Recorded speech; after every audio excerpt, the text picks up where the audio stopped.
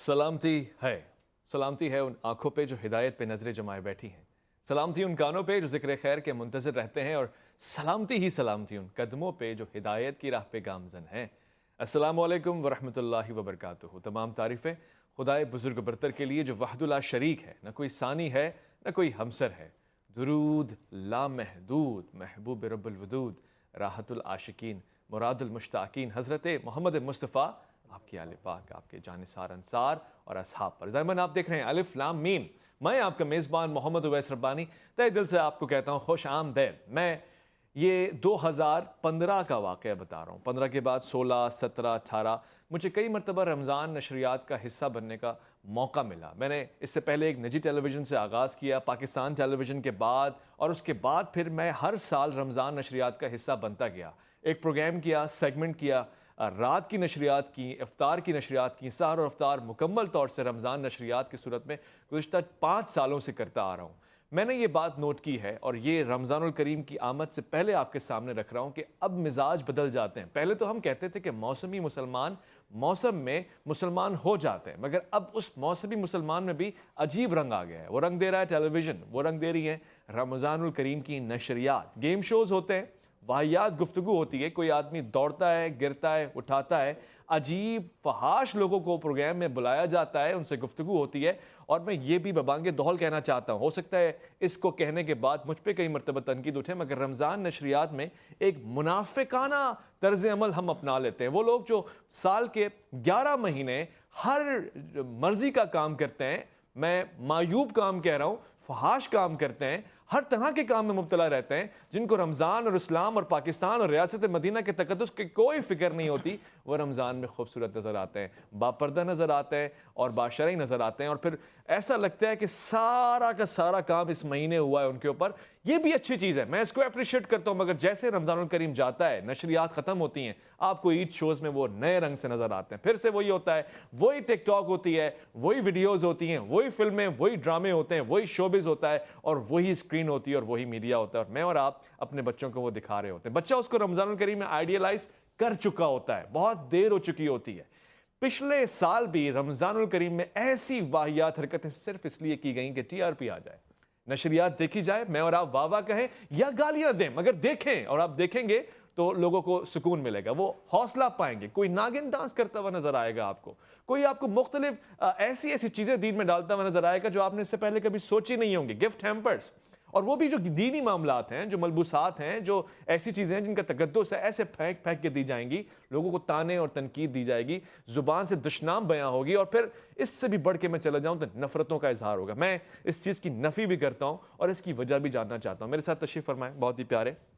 رمضان نشریات کی جب ہم بات کرتے ہیں، مجھے الحمدللہ رب العالمین 2 سال سے تو آپ کے ساتھ وابستگی ہے، اور بہت خوش اسلوبی کے ساتھ میں نے یہ وقت گزارا ہے۔ میں بھرپور اطمینان سے کہہ سکتا ہوں کہ یہ وہ معیاری لوگ ہیں کہ جن کو رمضان الکریم کی نشریات میں آنا چاہیے، گفتگو ہونی چاہیے۔ اسی لیے میں ان سے وجہ پوچھنا چاہتا ہوں آپ سب کے اور ہمارے پیارے مفتی فضل سبحان صاحب۔ السلام علیکم ورحمۃ اللہ۔ وعلیکم السلام ورحمۃ اللہ وبرکاتہ۔ مفتی صاحب، میں نے رمضان الکریم پہ بات کرنی ہے اور آپ سے ڈیٹیل لینا ہے، کیونکہ آپ بھی اس کا حصہ بنتے ہیں۔ بہت سارے علماء کرام اس پروگرام میں آتے ہیں، کیا چیزیں ہوتی ہیں، کیسے ہوتی ہیں، یہ تو ایک ٹاپک ہے ہی۔ میں شروع کے حصے میں ایک بات کرنا چاہتا ہوں، میری خبر یہ مجھ تک پہنچی ہے، پتوکی میں ایک شادی ہال میں ایک لاش رکھی ہوئی ہے، گویا سننے میں یہ آیا ہے مبینہ طور سے وہیں کے لوگوں نے تشدد کیا ہے۔ وہ چھابڑی والا تھا، کچھ پتیسے وغیرہ بیچتا تھا، بات بگڑ گئی، شادی ہال میں انٹرنس اس کی غلط تھی، بہرحال مبینہ طور سے تشدد ہوا یا نہیں ہوا، مگر وہ لاش وہیں رکھی ہوئی ہے، لوگ بے غرض ہو کے، بے مطلب ہو کے، بے ضمیری کے ساتھ کھانا تناول فرما رہے ہیں۔ یہ اسلام کی روایات ہیں کسی طور سے؟ احمدہ و نصلی علی رسولہ الکریم۔ اللہ کریم نے انسان کو خیر اور شر کا مجموعہ بنا کر پیدا کیا، فَأَلْهَمَهَا فُجُورَهَا وَتَقْوَاهَا۔ اگر یہ اپنے نفس پر محنت اور ریاضت مجاہدہ کر لیں تو یہ فرشتوں سے بھی آگے بڑھ سکتا ہے، نورانیت اور روحانیت غالب آ جائے گی، اور خدا نخواستہ اگر یہ اپنے نفس کو شیطان کے حوالے کر دیں تو یہ جانوروں سے بھی بدتر ہو سکتا ہے۔ صحیح فرمایا۔ عمر بن عبدالعزیز رحمۃ اللہ علیہ سے جب کسی نے سوال کیا کہ آپ افضل ہیں یا کتا، تو فرمانے لگے اگر میری زندگی میں اللہ کا حکم، نبی کا طریقہ ہے تو میں افضل۔ وَلَقَدْ كَرَّمْنَا بَنِي آدَمَ لَقَدْ خَلَقْنَا الْإِنسَانَ فِي أَحْسَنِ تَقْوِيمٍ۔ ان اکرمکم عند اللہ اتقاکم خلقتہ بیدی. لیکن اگر میری زندگی میں اللہ کا حکم، نبی کا طریقہ نہیں، تو یہ جانور مجھ سے، کتا مجھ سے افضل ہے. اللہ اور بطور استدلال کے سورہ اعراف کی آیات تلاوت کی. لہم قلوب لا یفقہون بہا، جن کے دل گناہوں کے پروڈکٹر بن جائیں. واہ واہ. لہم اعین لا یبصرون بہا، جن کی آنکھیں بدنظری کریں. لہم آذان لا یسمعون بہا، جن کے دل غیبت اور میوزک بیہودگی کو سننے کے عادی بن جائیں. عادی ہو جائے. اولئک کل انعام، ایسے لوگ جانوروں کی طرح، بل ہم اضل، بلکہ جانوروں سے بھی بدتر ہیں. تو کسی کو قتل کرنا، تشدد کرنا، ایک انسان کو قتل کرنا، فَكَأَنَّمَا قَتَلَ النَّاسَ جَمِيعًا، اور پھر اس پر ندامت کا نہ ہونا، اس پر خوشیاں منانا، اس پر فخر کرنا، یہ وہی بات ہے قرآن نے کہا ثُمَّ قَسَتْ قُلُوبُكُم مِّن بَعْدِ ذَلِكَ فَهِيَ كَالْحِجَارَةِ أَوْ أَشَدُّ قَسْوَةً، تمہارے دل پتھر سے بھی زیادہ سخت ہو گئے. ران علی قلوبہم، زنگ چڑھ چکا ہے. طبع اللہ علیہ بکفرہم، اللہ نے مہر لگا دی. ختم اللہ علی قلوبہم، سیل لگ چکی ہیں. ام علی قلوبہم اقفالها، تالے لگ چکے ہیں. تو بالکل اس واقعے کی مذمت ہو، اور یہ بہت بڑی یعنی انسانیت سے گری ہوئی حرکت ہے. حیوان بھی ایسا نہیں آپ کرتا. اندازہ لگائیں، میں تو حیران یہ تھا کہ لوگ بے حس ہو کے بیٹھے ہوئے، توجہ نہیں ہے. میرے پاس اس وقت بہت ہی عالم اسلام کے معروف مبلغ اسلام ہے، دین حقہ کی سربلندی کے لیے مصروف بعمل رہتے ہیں، خطیب بھی ہیں، اور سیاسی انداز میں بھی آپ ان کو دیکھتے ہیں کہ دین کی ترویج و تنوع پہ بات کرتے ہیں. علامہ سید حسن ظفر نقوی صاحب تشریف فرمائیں. السلام علیکم ورحمۃ اللہ. السلام علیکم. علامہ صاحب، پہلے تو آپ کو خوش آمدید کہوں گا. ساتھ ہی موضوع کے آغاز میں ایک خبر مجھ تک پہنچی ہے جس پہ میں نے انتہائی رنج اور غم کا بھی اظہار کیا ہے، تبصرے میں بھی اس کو شامل کیا ہے. پتوکی میں ایک غریب آدمی ہے، مزدور آدمی ہے، جس نے نوکری کے لیے گویا اپنا سامان اٹھایا ہوگا، پاپڑ بیچتا ہے. شادی ہال میں انٹرنس اس کی ہو گئی غرض سے کہ وہ رزق حلال کما سکے.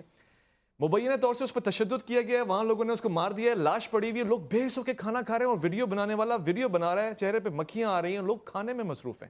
یہ بے حسی نہیں ہے تو کیا ہے؟ بسم اللہ الرحمن الرحیم، الحمدللہ علیہ والصلاۃ علیہ. سب سے پہلے تو آپ کا شکریہ، آپ نے اہم موضوعات پہ دعوت دی مجھ جیسے ناچیز کو، جیسے ابھی مولانا صاحب قبلہ فرما رہے تھے. میں بھی بات کا وہیں سے آغاز کروں گا کہ انا خلقناہ فی احسن تقویم ثم رددناہ اسفل سافلین. اس کے اعمال کی وجہ سے ہم نے اس کو یہاں پھینک. دیکھیے، ہمارے یہاں جب کوئی واقعہ ہوتا ہے نا ایک سانحہ، تو وقتی طور پہ، معذرت کے ساتھ، وقتی طور پہ ہمارا media, print media, social media, سب جاگتا ہے. ہمارے مذہبی رہنما، ہمارے سیاسی رہنما، سب کچھ ایسے لگتا ہے کہ زمین نے ان کے زمین نے ان کو جھنجھوڑا ہے، بقول یہ ایک معروف اصطلاح ہے. لیکن کیا یہ پہلا اور آخری واقعہ ہے؟ اگر یہ واقعات کا تسلسل دیکھیں، اسی سرزمین میں، ہماری پاک سرزمین میں کیا کچھ نہیں ہو رہا ہے. تفریحی مقامات پہ لوگ جاتے ہیں، ان کے ساتھ حیوانوں سے بدتر سلوک کیا جاتا ہے. اگر کسی مشکل میں سڑکوں پہ ہجوم میں پھنس جاتے ہیں، ان کے ساتھ بدترین سلوک کیا جاتا ہے. ان کو ڈنڈوں اور پتھروں سے مار مار کے پھر ان کی، یہاں تک کہ ان کی ڈیڈ باڈی کو آگ لگا دی جاتی ہے. یا اللہ.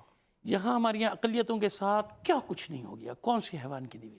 مسئلہ سب سے بڑا یہ ہے میرے عزیز بھائی کہ جہاں انسان کو سزا کا خوف نہ ہونا، وہاں یہ سب کچھ ہوتا ہے. یہ جتنے بڑے بڑے سانحات ہوئے جس کا طرف میں نے اشارہ کیا، ان میں لوگ گرفتار ہوئے. آپ مجھے ایک بتا دیجئے، ایک مثال دے دیجئے، کسی کو سزا ہوئی؟ کوئی سلاخوں کے پیچھے رہا، عمر قید ہوئی، کسی کو پھانسی ہوئی؟ کیا ہوا؟ ابھی نور مقدم کیس میں ابھی دیکھیں نا کیا ہو رہا ہے. یعنی مجرم کو جرم کرتے وقت جب پورا یقین ہوتا ہے کہ ایک تھوڑی دیر کے لیے خبر آئے گی، اخبار میں آئے گی، ٹی وی پہ آئے گی، اس پہ آئے گی، اس پہ آئے گی، اس کے بعد ابھی غریب کا پوچھنے والا ہے کون اس ملک میں؟ کون پوچھ رہا ہے اس غریب کو؟ نہ معلوم کتنے. یہ تو ایک کیس سامنے آ گیا، کتنوں کے ساتھ سڑکوں کے پر، ان کی آبادیوں میں، کچی آبادی، کیا کچھ سلوک نہیں ہوتا ان کے ساتھ.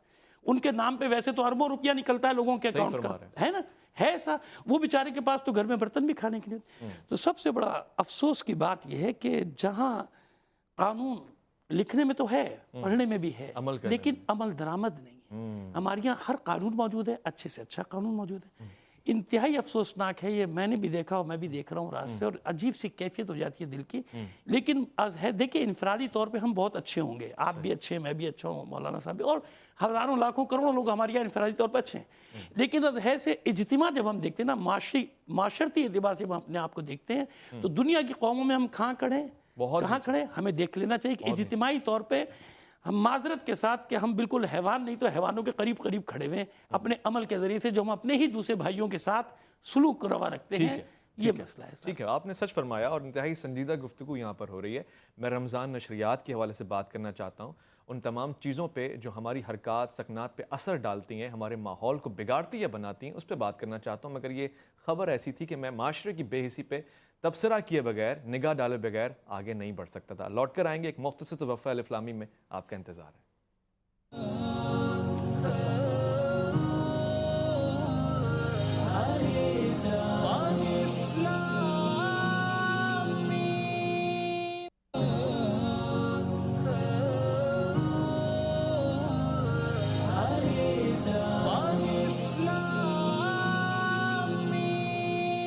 الف لام میم میں خوش آمدید۔ خواتین و حضرات، مجھے خوشی ہے کہ آپ اس پروگرام پہ توجہ دے رہے ہیں، اور یہ توجہ ہمارے مستقبل کے لیے انتہائی ضروری ہے۔ عقل مند آدمی وہ ہوتا ہے جو وقت سے پہلے وقت کی تیاری وقت پہ کر لیتا ہے، اور یہ رمضان الکریم سے پہلے پروگرام کا نشر ہونا انتہائی، میں سمجھتا ہوں، سنجیدگی کی علامت ہے۔ اگر آپ بھی میرا ساتھ اس میں دیتے ہیں، کیونکہ بہت سارے مسائل ایسے ہیں جس پہ بات ہو سکتی ہے۔ وزیر مذہبی امور جناب نور الحق قادری صاحب نے حکومت پاکستان یعنی وزیر اعظم صاحب کو ایک خط لکھا ہے، جس میں انہوں نے چند نکات مینشن کیے ہیں۔ واضح طور سے بتاتا چلوں کہ یہ باتیں پہلے بھی ہو چکی ہیں، مگر بھرپور انداز سے ہوئی ہیں اس بار، کہ آپ رمضان نشریات میں ایک تو یہ کہ ٹیلی ویژن اور شوبز کا مکسچر نہ بنائیے گا، ایسے افراد کو اس میں شامل نہ کیجیے گا جن کا تعلق فحاش یا پھر ایسی انڈسٹری سے ہے جس کا اسلام سے گو کہ کوئی تعلق نہیں ہے۔ دوسری بات یہ بھی بتایا اس میں کہ آپ نے رمضان نشریات میں اسلام کا تقدس پامال نہیں کرنا، آپ نے یہ بھی کوشش کرنی ہے کہ تحائف کی تقسیم اس انداز سے ہو کہ وہ انتہائی مہذبانہ اور معیاری لگے۔ یہ بھی بتایا گیا کہ ایسی زبان کا استعمال نہ ہو کہ جس سے لوگوں کی دل آزاری ہو۔ یہ بھی بتایا گیا ہے کہ مذہبی نفرت نہ پھیلائی جائے۔ یہ تمام چیزیں بتانے کی ضرورت کیوں ہے؟ ہمارا دین تو پہلے سے یہ چیزیں بتا چکا ہے، ہمیں تو بغیر بتائے ان چیزوں کا پابند ہونا چاہیے۔ میں اس لیے بھی اس بات کا ذکر کر رہا ہوں، میرے ساتھ جو مہمان تشریف فرمائے علامہ سید حسن ظفر نقوی صاحب 2012 میں وہ پہلے شخص واحد تھے جنہوں نے اس کے خلاف آواز اٹھائی اور ایسے پروگرامز کا بائیکاٹ بھی کیا، اس کی مذمت بھی کی۔ علامہ صاحب، کیا وجہ تھی اور یہ رکا ہے یا چلتا ہوا نظر آ رہا ہے؟ اچھا، سب سے پہلے تو میں بہت تھکا ہوا آیا تھا، تصحیح کر دوں، لقد خلقنا الانسان فی احسن تقویم، معاشد انا کہہ گیا تھا کیونکہ آیات الہی کا معاملہ ہے، فوراً اس کی درستگی ہو جانی چاہیے۔ معذرت کے ساتھ، استغفار کے ساتھ میں نے اس کو ٹھیک کر دیا۔ اب آئیے آپ کی بات کی طرف چلتے ہیں، تھوڑا سا پس منظر بتانا چاہتے ہیں کہ مسئلہ ہوتا کیا ہے دین کے ساتھ، اور ہمیشہ سے کیا ہوتا آیا۔ قرآن مجید میں ارشاد رب العزت ہے وَمَكَانَ صَلَاتُهُمْ عِندَ الْبَيْتِ إِلَّا مُقَامًا وَتَصْدِيَةً فَذُوقُوا الْعَذَابَ بِمَا كُنتُمْ تَكْفُرُونَ۔ سورہ انفال میں ہے یہ آیت کہ زمانے جاہلیت میں ان کی نماز کیا تھی؟ ان کی نماز تھی سیٹیاں بجانا، تالیاں پیٹنا، شور مچانا، یہ ان کا تھا، یہ کرتے تھے آدمی۔ ہوتا کیا ہے کہ عبادات جب میلے میں تبدیل ہونے لگے نا تو دین کی تباہی آ جاتی ہے۔ جناب ابراہیم علیہ السلام نے وہاں دعا کی تھی ربنا لیقیم الصلاۃ، میں اپنی ضروریت کو اس لیے چھوڑ کے جا رہا ہوں تاکہ تیری عبادت کریں، یہاں پہ نماز قائم کریں اور لوگوں کے دل کو بھی ان کی طرف موڑ دیں، مثابۃ للناس و امنا، اس کو لوگوں کے ثواب کی جگہ قرار دے اور اس کو امن کی جگہ قرار دے۔ لیکن کیا ہوا؟ وقت کے ساتھ ساتھ لوگوں نے اپنی خواہشات کو دین میں داخل کرنا شروع کیا۔ صحیح ہے۔ وہی کعبہ، وہی بیت اللہ اور وہی جناب ابراہیم کے ماننے والے اپنے آپ کو یہی کہتے تھے کہ ہم اپنے آبا و اجداد کے دین پہ، حالانکہ وہ اپنے آبا و اجداد کے دین پہ نہیں تھے، ان کا دین تو ظاہر اسلام تھا۔ تو نتیجہ یہ ہوا کہ وہ آہستہ آہستہ ہوتے ہوتے جو حج تھا، حج تو پہلے بھی ہوتا تھا نا، حج میلے میں بدل گیا، بازار عکاس، یعنی آج کی زبان میں کوئی سرکس لگا ہوا ہے، ناچ گانے ہو رہے ہیں، ادھر موت کا گولہ، ادھر فلاں گولہ، ادھر فلاں، یہ سب چل رہا ہے وہاں پہ، اور لوگ پوری دنیا سے آتے تھے، طواف بھی کرتے تھے کہ بھائی ہم تو عبادت کرنے ہیں، طواف بھی کیا انہوں نے، عبادت بھی کی، اور دل لگی کے سامان بھی سارے۔ ہماری مشکل یہی ہو گئی 2008 یا 2009 میں جب یہ نشریات شروع ہوئی، خیر میں گیا تو کبھی بھی نہیں تھا، گھر سے ہی آتا تھا، لیکن مجھے تھوڑے دن بعد اندازہ ہوا کہ یہ تو بازار عکاس لگا ہوا ہے، جی، اس میں انہوں نے تھوڑا سا مذہب کی چاشنی بھی رکھ دی ہے تاکہ لوگوں کو برا نہ لگے۔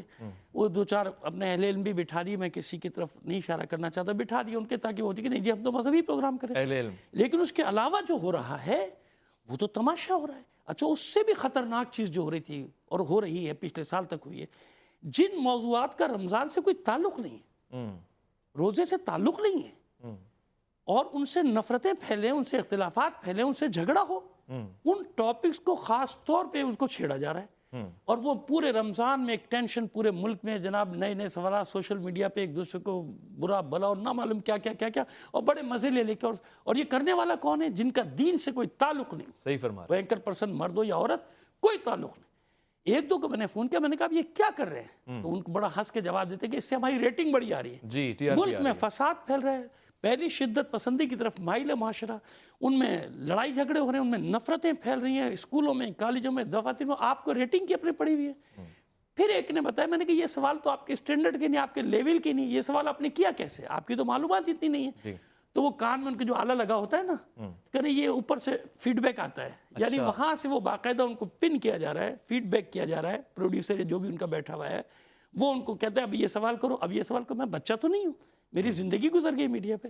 ایک مثال دینا چاہتا ہوں آپ کو کہ کیوں پھر میں نے اس کا بائیکاٹ کیا۔ ایک صاحب نے مجھے کوئی سانحہ ہوا تھا کراچی میں، کسی مجھے لائن پہ لیا ہوا تھا، اچھا، اتنے میں ایک خبر اور آگئی، وہاں کے کوئی ایک سلنڈر ولنڈر پھٹ گیا اسی جگہ پہ، مقام پہ۔ اللہ، تو انہی نے فوراً میری لائن روکی اور اس سے لیا، تو اس نے بتایا بڑے آرام سے، جو ان کا رپورٹر تھا، یہ اس لیے بتا رہا ہوں کہ ہمارے لوگ سنیں 22 کروڑ کے ہوتا کیا ہے ہمارے ساتھ، ظلم کیا ہو رہا ہے ہم پہ۔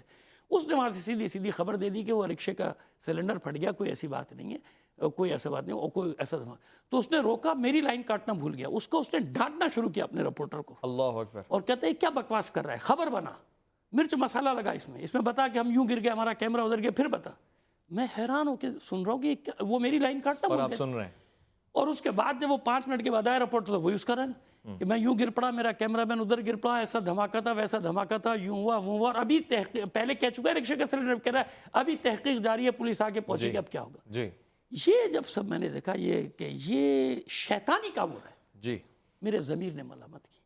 تو 2012 میں میں ویسے بھی نہیں جاتا تھا، گھر سے جاتا تھا، لیکن میں نے اس کو بالکل بائیکاٹ کیا کہ نہیں، بائیکاٹ کرنے سے ان پہ کیا فرق پڑتا ہے۔ لیکن میری ایک کلپ بھی وہ چلتی رہی ہے، وہ کچھ اینکر بڑے اچھے ہیں، میں آپ کے منہ پہ آپ کی طرف نہیں کر رہا تھا، لیکن اور دوسرے چینلز کے میرے دوست ہیں، ان لوگوں نے خود وہ کلپ چلانی شروع کی۔ مجھے معلوم ہے کہ کچھ میرے دوست ہیں جو ایسے پروگرام نہیں کرتے تھے، وہ خود بھی الگ ہو گئے تھے کہ ہم اس ٹائپ کے پروگرام۔ خوبصورت ہے، تو بھائی اللہ کے بندو، کیا میلہ لگایا ہوا ہے، بازار عکاس بنا دیا تم نے۔ دیکھیے سحری اور افطار کا وقت ہمارے یہاں جانتے ہیں کیسا تھا، ایک نورانی وقت ہے، ایک مذہبی معاشرہ، یعنی خود بخود دل چاہتا ہے انسان کا کہ وہ نماز تہجد نہیں پڑھتا تو چلو قرآن کی تلاوت پڑھ لینا۔ یہ وہ وقت ہے عبادت کے جب انسان مائل ہوتا ہے، نور ہوتا ہے۔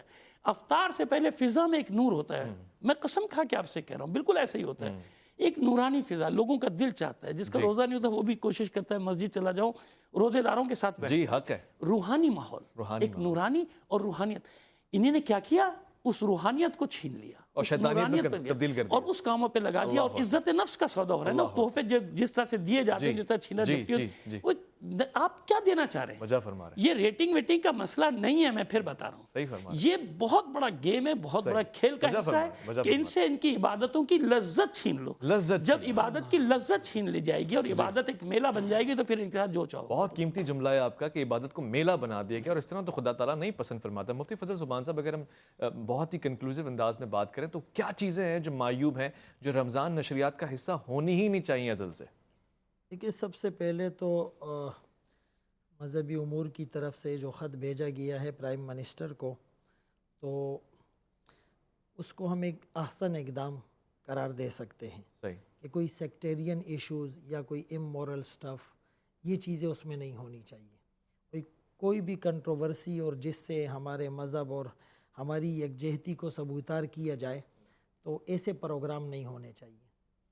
دیکھیں، قرآن کریم میں اللہ سورہ صف میں فرماتے ہیں کہ کیوں کہتے ہو وہ بات جو کرتے نہیں ہو، یعنی تمہارے قول اور فعل میں تضاد کیوں ہے۔ لما تقول، منافقت اسی کو کہتے ہیں۔ یہ نفق ٹنل کو اور سرنگ کو کہا جاتا ہے کہ منافق ایک دروازے سے اسلام میں داخل ہوتا ہے اور دوسرے دروازے سے نکل جاتا ہے۔ صحیح، اس پر قرآن کریم کی سورہ جاسیہ کی ایک آیت مجھے یاد آئی، افرأیت من اتخذ الہہ ہواہ، کہ کیا آپ نے دیکھا اس شخص کو جس نے اپنی خواہشات کو اپنا معبود بنایا، یعنی اس نے اپنی خواہشات کو عبودیت کا پہناوا اور لبادہ پہنا دیا، اور اسی کو جو ہے وہ عبادت سمجھ کے کرتا رہا۔ وَأَضَلَّهُ اللَّهُ عَلَىٰ عِلْمٍ، باوجود علم کے اللہ نے اس کو گمراہ کیا، اور اس کے کانوں پر اور اس کے دل پر اور اس کی آنکھوں پر پردے ڈال دیے گئے۔ تو دیکھیں، ہم کسی کے اوپر پابندی نہیں لگا سکتے کہ وہ دین کی طرف نہ آئے، صحیح، لیکن اگر اس کی نیت یہ ہے کہ میں نے جسٹ ریٹنگ اور رینکنگ کے لیے میں نے آنا ہے، اور اس کے بعد پھر میری وہی روٹین ہوگی، وہی میری ایکٹیویٹیز ہوگی جو پہلے ہو رہی تھی. جی تو میں آپ کو یہ بتاتا چلوں کہ ڈرامے اور فلم سے کسی کو اتنا نقصان نہیں پہنچتا اللہ اکبر. جتنا مذہبی پروگرام کی آڑ میں وہ غلط نظریات اور غلط عقائد اور اسلام کی غلط تشریح اور ایکسپلینیشن کر کے وہ آپ کو گمراہ کرتا ہے. کیوں؟ اسی لیے کہ ڈرامہ اور فلم دیکھنے والا اس کو گناہ سمجھ کر دیکھ رہا ہوتا ہے، لیکن یہ دینی پروگراموں کو لوگ ثواب اور عبادت سمجھ کر دیکھ رہے ہوتے ہیں، اور وہ اس سے اپنے عقائد کی بنیاد رکھ رہے ہوتے ہیں. تو وہ لوگ یعنی جن کی نیتی ریٹنگ اور رینکنگ ہے، اخلاص اور للہیت کا کوئی عنصر اور ایلیمنٹ اور ہزارواں ذرہ بھی اس میں نظر نہیں آتا، تو اس سے ہمارے اسلام اور مذہب کو بدنام کیا جا رہا ہے. اس کے ساتھ میں یہ بھی اس میں ایڈ آن کروں گا کہ یہ بھی اپنی سفارشات مرتب کی جائے کہ کسی بھی قسم کے ڈرامے جس میں حیا سوز اور حیا باختہ فحاشی اور یانیت پر مشتمل کانٹینٹ ہو، وہ ہمارے ڈرامے ہو، وہ فلم ہو، وہ ایڈورٹائزمنٹ ہو، وہ ایڈ ہو، وہ وقفے ہو، جس سے ہمارے اسلامی تشخص اور مشرقی اقدار کو ضرب لگائی جا رہی ہو، تو اس سب کا بائیکاٹ کرنا چاہیے. اور ایسے سنجیدہ علماء کو اپنے پینل کو بنا کر اسلام کو صحیح طریقے پر پیش کیا جائے. اگر میں میڈیکل کے حوالے سے کوئی بات کروں گا تو ہزار لوگ آبجیکشن کریں گے، یہ آپ کی فیلڈ اور کرائیٹیریا نہیں ہے. کوئی ڈاکٹر انجینئرنگ پر بات نہیں کر سکتا، لیکن ہر آدمی دین پر تخیلات اور تصورات کے گھوڑے دوڑاتا ہے. رسول اللہ صلی اللہ علیہ وسلم نے فرمایا، مجھے اپنی امت پر سب سے زیادہ جس چیز کا ڈر ہے، قرآن ہر ایک کے سامنے کھل جائے گا، اجتہاد کے دروازے اور تصورات اور تخیلات کی باتیں اٹکل اور اندازے شروع ہو جائیں گے. ایسے لوگوں کے بارے میں کہا کہ قیامت کے دن جب ان سے پوچھا جائے گا تمہیں کون سی چیز جہنم میں لے آئی، تو ایک عامل یہ ہوگا کہ ہم نخوض مال خائزین، ہم دین میں اپنی طرف سے باتیں کیا کرتے ہیں. واہ، بہت خوبصورت انداز سے آپ نے گفتگو فرمائی ہے، حقائق پہ روشنی ڈالی ہے. رمضان نشریات ہوں یا اس کے بارے دیگر بھی، ہمارا معمول یہ ہے کہ ہم موسمی طور سے اسلام کا لبادہ اوڑھتے ہیں، اور جیسے ہی موسم گزرتا ہے ہم اگلے موسم کی تیاری کیے بغیر اس کو فوراً سے اپنا پہننا اور اوڑھنا بنا لیتے ہیں. ایک مختصر سے وقفہ لے رہا ہوں، تلخ مگر سنجیدہ سوالات ہیں، لوٹ کر آئیے گا الف لام میم میں آپ کا انتظار ہے.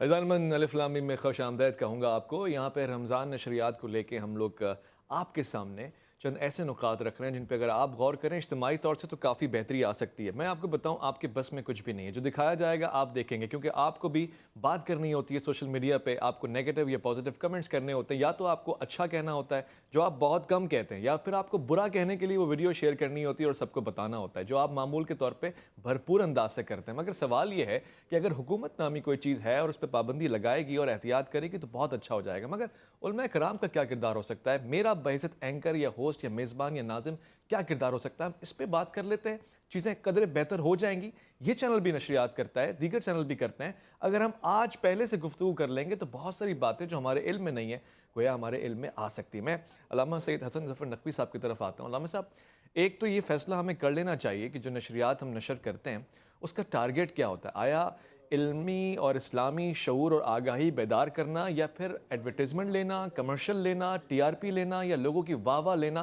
ہدف کیا ہونا چاہیے پیٹ کو دیکھتے ہوئے؟ دیکھیے، ہمیں سیدھی رہنمائی لینی چاہیے اللہ کی کتاب سے نا. پہلے ہمیں دیکھنا چاہیے کہ روزے کا فلسفہ کیا ہے. اس میں کوئی راکٹ سائنس کی ضرورت نہیں. ہر عام انسان جو ترجمہ بھی پڑھ سکتا ہے نا قرآن مجید کا، تو وہ 183ویں آیت نکالے قرآن مجید کی، جس میں ارشاد رب العزت ہوا، یا ایھا الذین آمنوا کتب علیکم الصیام کما کتب علی الذین من قبلکم لعلکم تتقون. تقوی یعنی حاصل روزہ کیا ہے؟ تقوی.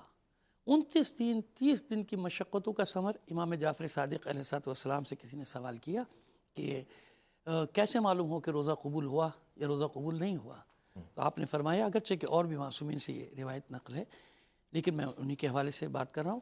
تو آپ نے فرمایا کہ دیکھو، رمضان سے پہلے جو تمہاری زندگی کا روش تھی، چلن تھا، جو زندگی کی روش تھی، چلن تھا، 29 یا 30 دن کے روزے رکھنے کے بعد دیکھو کہ 30 دن کے بعد وہ چلن بدلا، وہ روش بدلی یا نہیں، یعنی اس میں بہتری آئی کہ نہیں آئی۔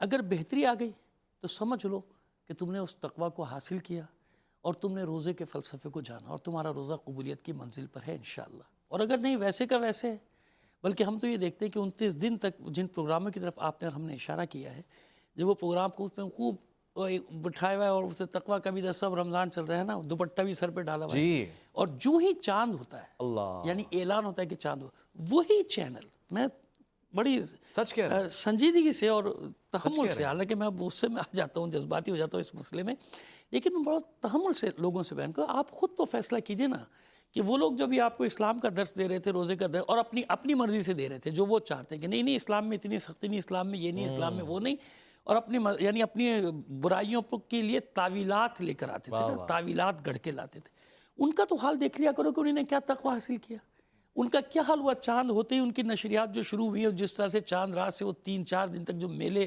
اب وہ اس کا رنگ بدل گیا۔ یعنی مجھے حیرت ہوئی ایک جگہ کہ میں نے لکھا ہوا دیکھا، خیر میرے کہنے پہ اتنا ہوا کہ وہ لکھا ہوا پھر انہوں نے ہٹا دیا وہاں سے بورڈ، رمضان فیسٹیول۔ رمضان فیسٹیول کا مطلب کیا ہے؟ میلہ ہے نا، جی، وہ جو میں آپ سے پہلے بات کر رہا تھا نا کہ میلے کا نہیں۔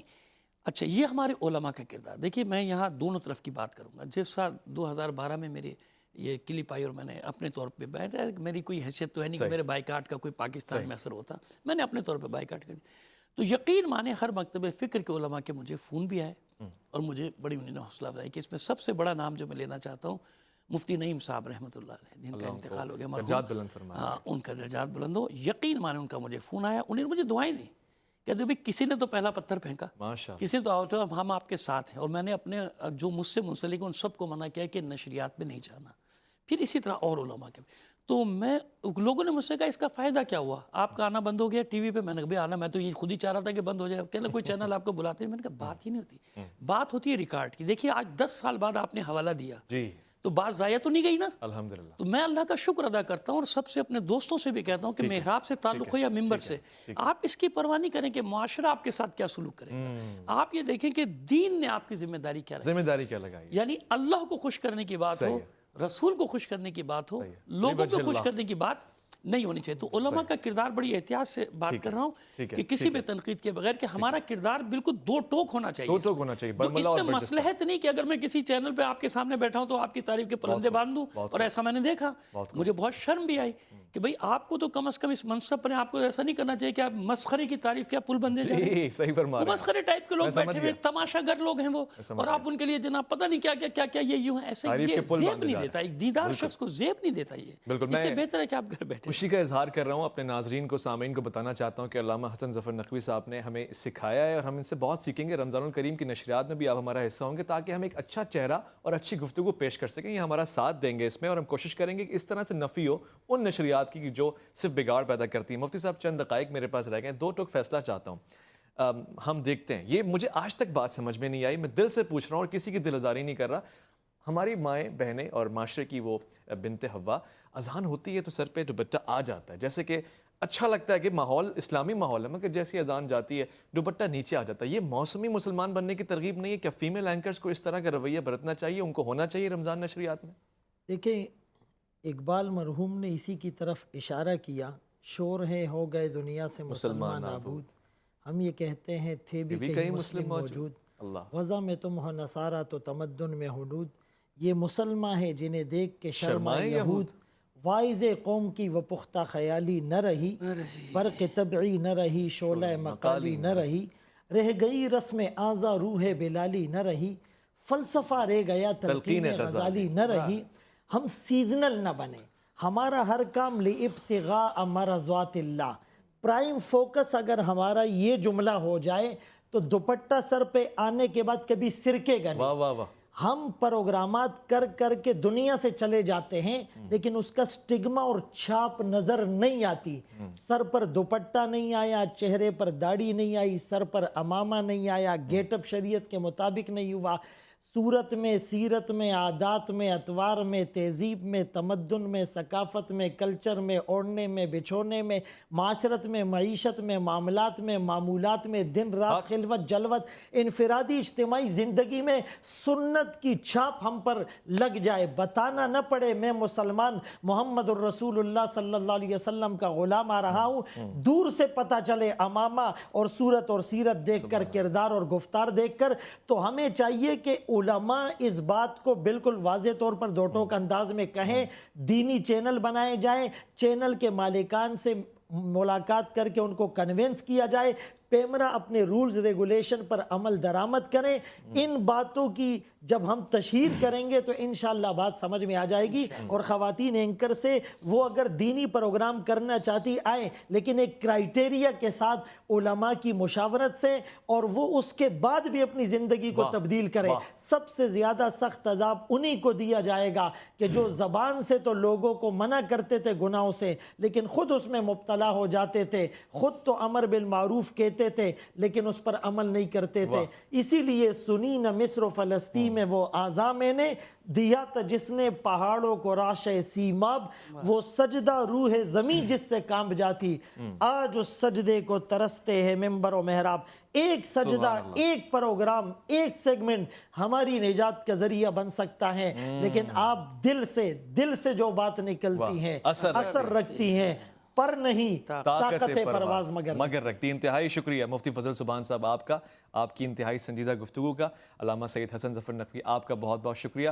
خواتین و حضرات، میں کیسے یہ کہہ دوں کہ آپ کا شکریہ ممکن نہیں ہے، کیونکہ آپ کی بدولت تو ہم یہ گفتگو کر پاتے ہیں۔ مجھے اطمینان ہے کہ معاشرے میں ایسے سامعین موجود ہیں جو اس طرح کی گفتگو نہ صرف پسند کرتے ہیں بلکہ اپنے بچوں کو روک کے کہتے ہیں سنو، بیٹھو، الف لام میم آ رہا ہے، اس پروگرام کو توجہ کے ساتھ سنو تاکہ معاشرے میں تبدیلی لائی جا سکے۔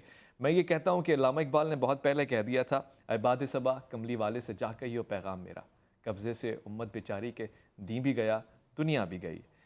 یہ موج پریشاں خاطر کو پیغام لبے ساحل نے دیا ہے، دور وصال بہربی تو دریا میں گھبرا بھی گئی، عزت تو محبت کی قائم اے کیس حجاب محمل سے، محمل جو گیا عزت بھی گئی، غیرت بھی گئی، لیلا بھی گئی۔ اپنا بہت خیال رکھیں گے آپ، اپنے سے بڑھ کے خیال رکھیں گے ملک پاکستان کا، اللہ کے فرمان کا، اللہ کی امان میں۔